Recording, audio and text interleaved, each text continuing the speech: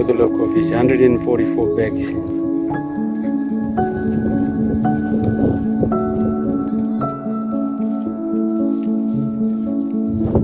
Carrying it has passed down from generations. Our ancestors have been carrying until now.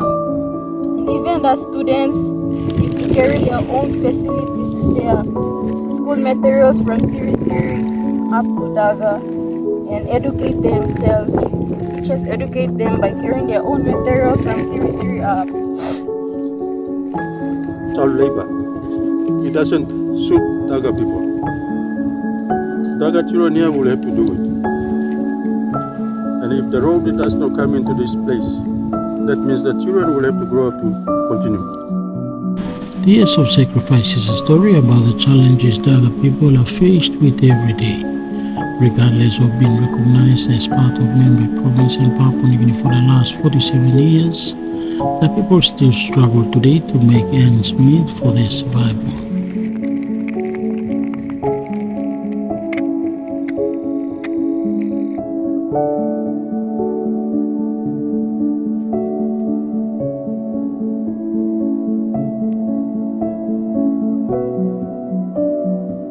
This is a short documentary about my visit to Agang Station in Daga, local level government of Membe Province.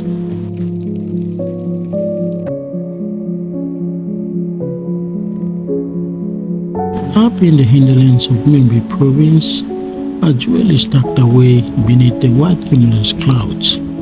Located under the towering and rugged terrains of Duao, Natal and Garotuna, which a part of the Great Owen Stanley Range, is Agang Station, an evergreen picturesque government station hidden in the valley, surrounded by three main villages of Payawa, Gaunani and Kakaya. It is home to the Daga-speaking people.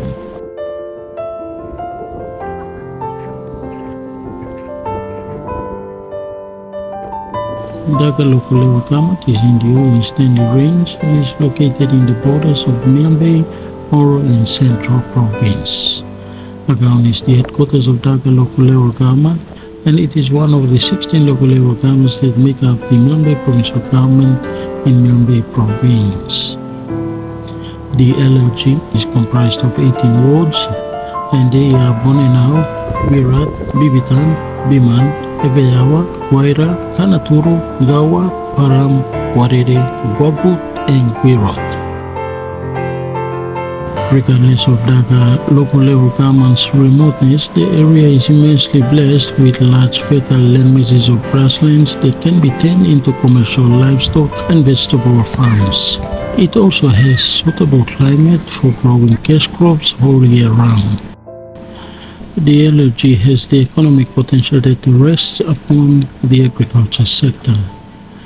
The sector, however, is still in its hibernation mode, waiting to be activated one day to seriously contribute to the economy of Membe Province and Papua New Guinea. The coffee industry is the main financial backbone of Daga. It is also supported with vanilla and other cash crops like rice.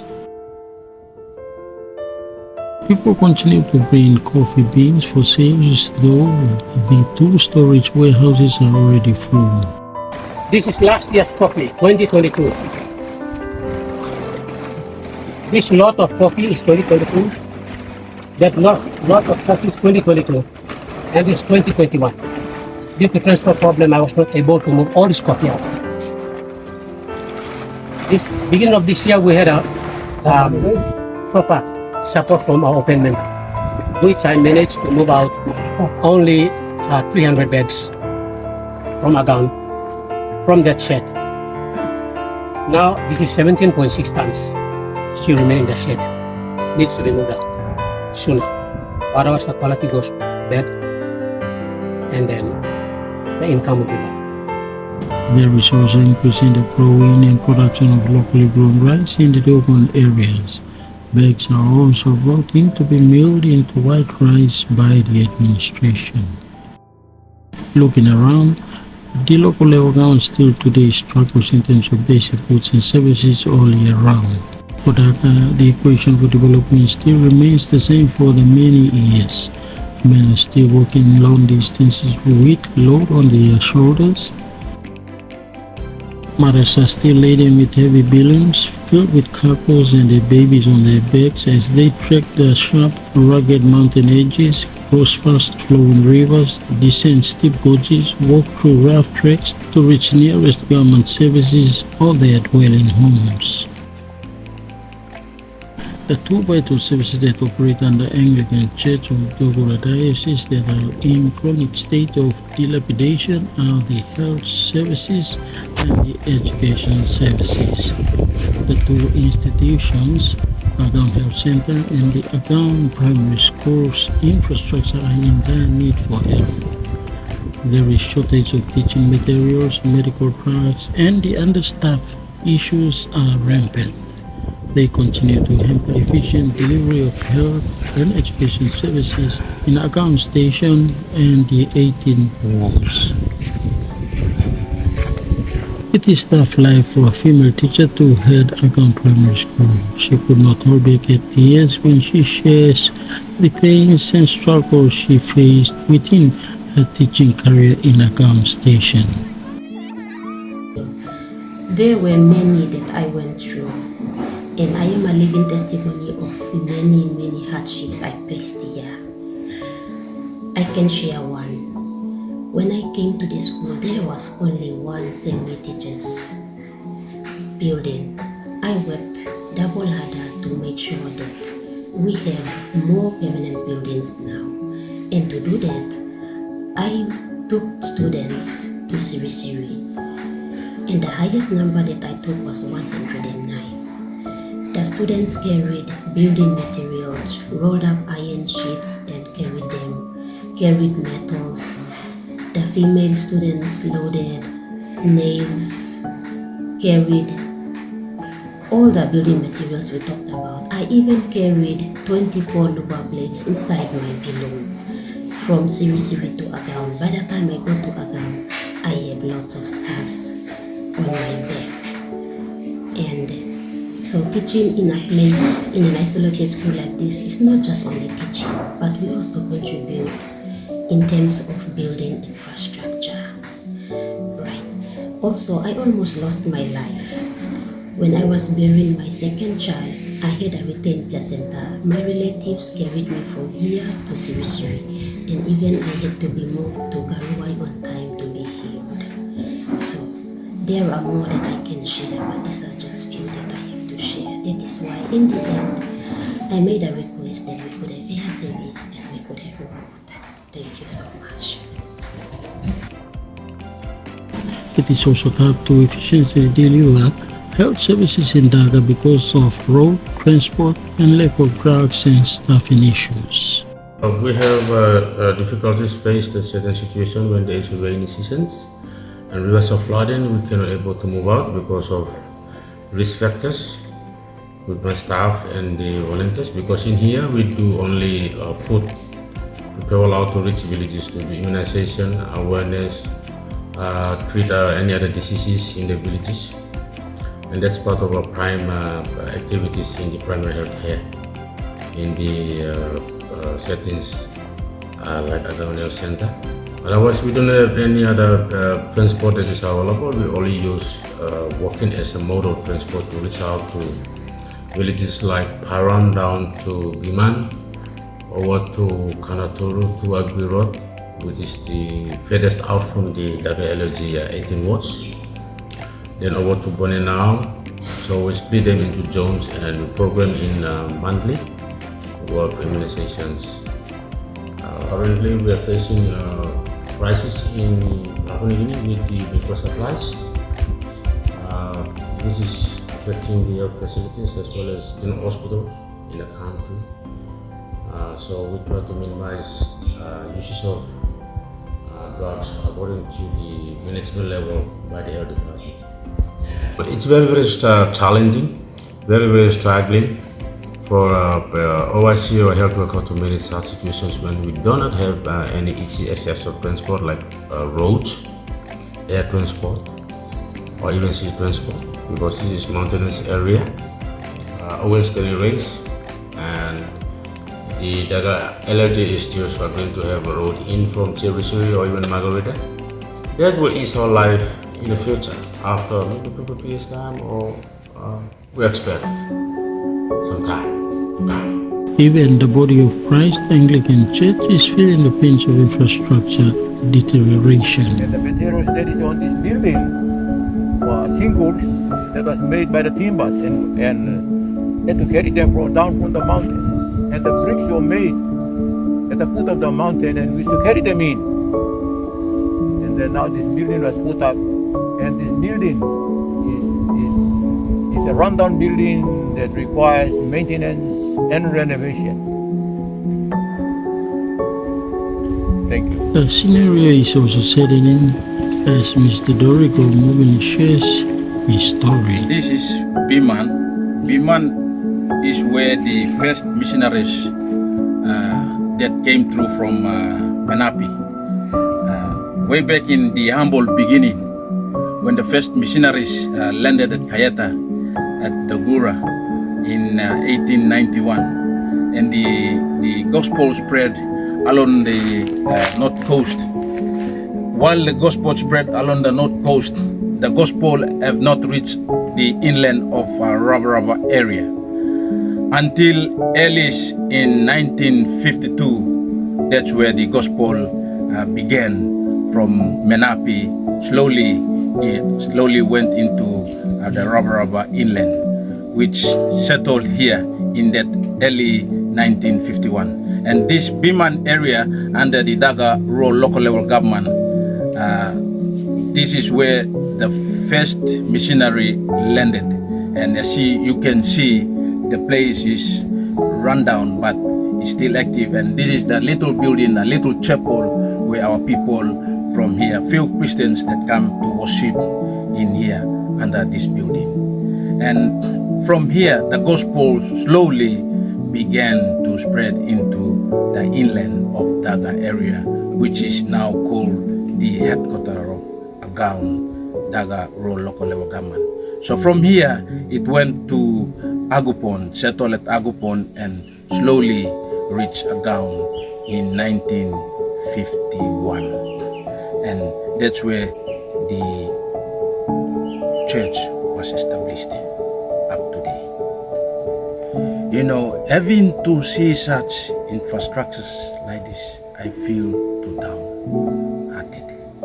And you know, when we go back to the humble beginning, the church that brought us to this far, and whatever the blessings that we are having, it is through the church. And having to see the church like this, it is really heartbreaking. And we as a Christians, this is Christians, our duty to stand together and build the church. And through church, we will see all these blessings come about. But seeing that today, and referring to the humble beginning, it is not like what it was before.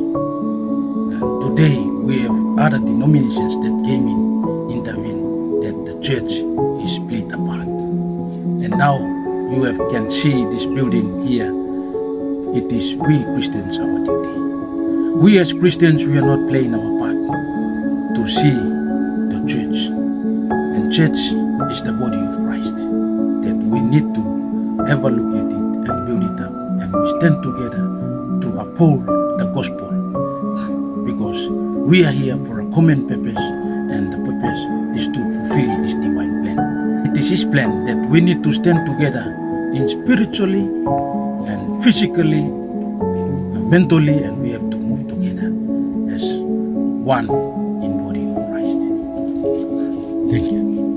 The airstrip remains in slumber always, but comes alive when there are charters for airlifting coffee or emergency flights or evacuation purposes. The airline services which was being serviced in the mountain areas were just so effective. And we also been down from walking, carrying heavy loads down to Margarita, which is in Central Province, and down to Sirisiri, like horses and buffaloes been surviving to the fullest. But since airlines came into Agaun, the excess of weight was being cut down, and we were all right, including our public servants.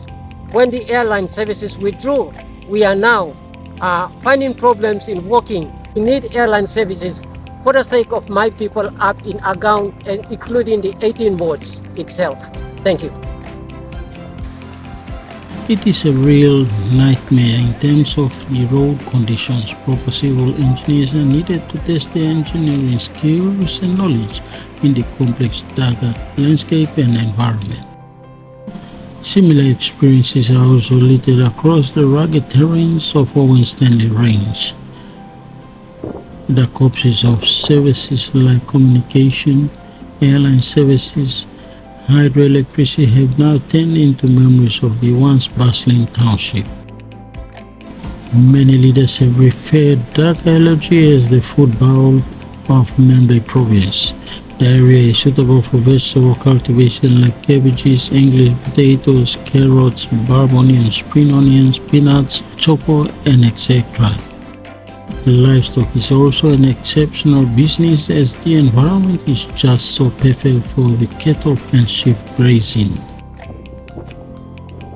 Due to Daga's remoteness, accessibility to its 18 wards is difficult for lone police reservist.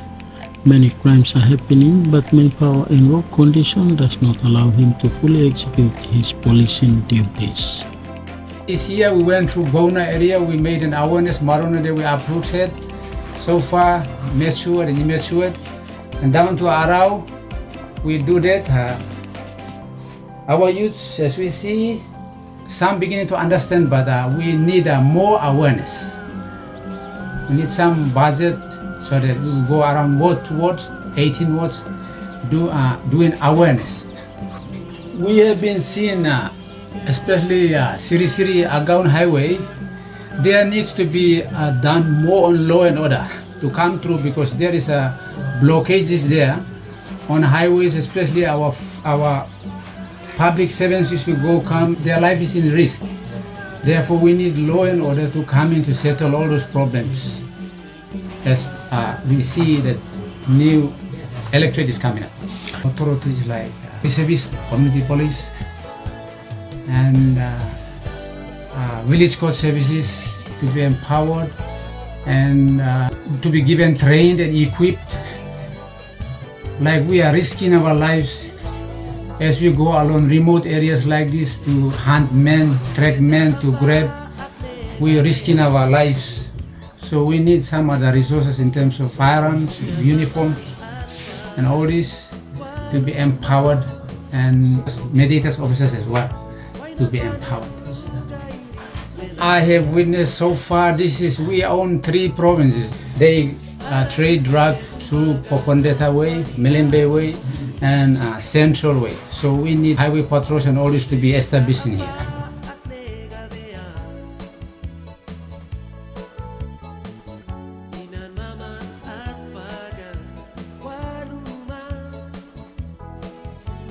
Regardless of the complex life the Dagas are faced with every day, life still remains the same in the Owen Stanley Range.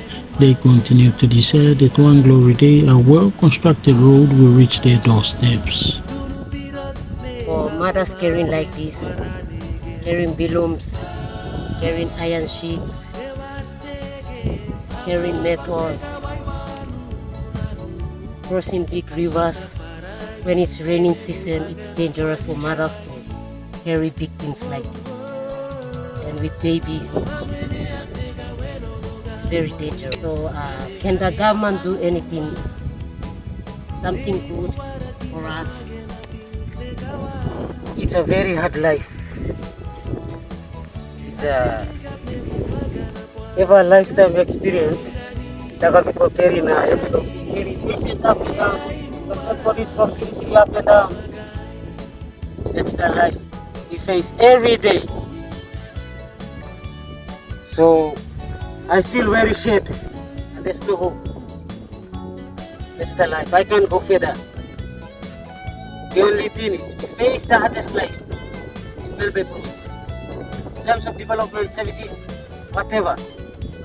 The important that I really need a road is because we do a lot of carrying where our shoulders and our body is to pain, because lifting a coffee from one end to the other is a load, and human cannot go over the limit of how the weight is.